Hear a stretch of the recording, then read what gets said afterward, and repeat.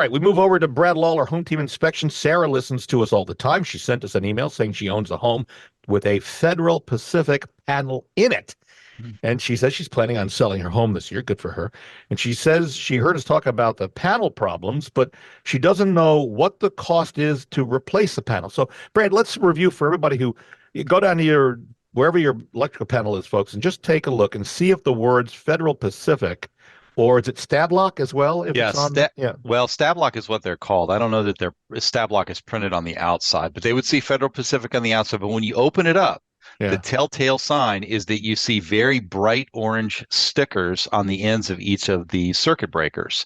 And those breakers, rather than being turned in like they are in every other manufactured panel, when they're turned on, they are pointed to the outside of the With panel. with a Federal So Pacific panel with the to Federal the Pacific outside. panel, Yeah, right? So right. you'll see the switches Yeah. going pointing to the outside, and they're bright orange tips on them. Now, the challenge with Federal Pacific was they stopped making these in the late 70s. This is the last time that they sold them in the U.S. So most of these panels are going on. I mean, some of them are already over 50 years old. So they've gotten to the end of their usable lifespan. For a distribution panel. And the problem with Federal Pacific is the breakers don't necessarily trip when they overheat. They just stay open, which then causes the heat to travel back up the wires in the home. So you get melted wires, you get scorching, you get overheating, and potentially there's a fire hazard. So the Federal Pacific stopped selling these panels in the U.S. in the late 70s. They still sell them in Canada. Canada. Yeah, they're Canada, right. different, but they Yeah. still sell them there. You cannot get replacement parts for them. So really the only option left is to go ahead and replace a panel. Now, I'm not an electrician, so I don't know, I don't replace the panels, but what I've been told is you're probably looking at, depending on the size of those panels, you're probably looking at $1,200 to $1,500 in that range to replace them.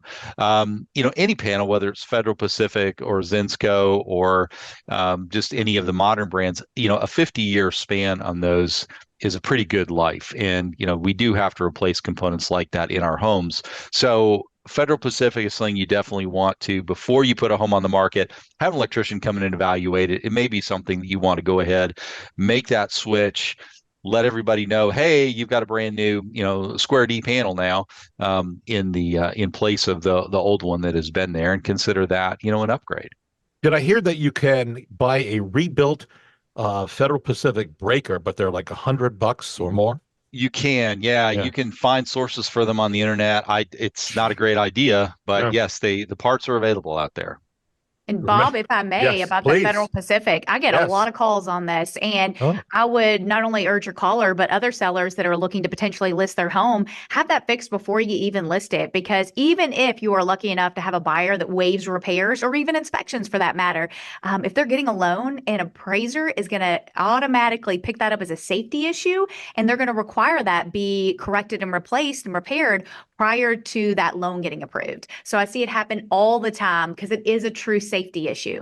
I did not know that an appraiser, other than you're sure that's not just like a VA or FHA appraiser, normal conventional home appraisers are going to look at the panels?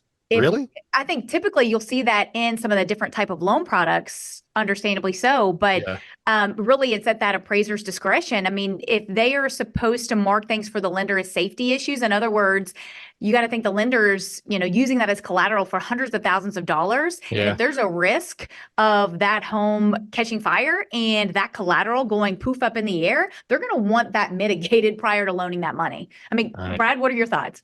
Yeah, well, I mean, that's what we see a lot of. We would typically just let everyone know you need to have that panel evaluated by an electrician because, again, the house is 50 years old at that point, at least, if not older.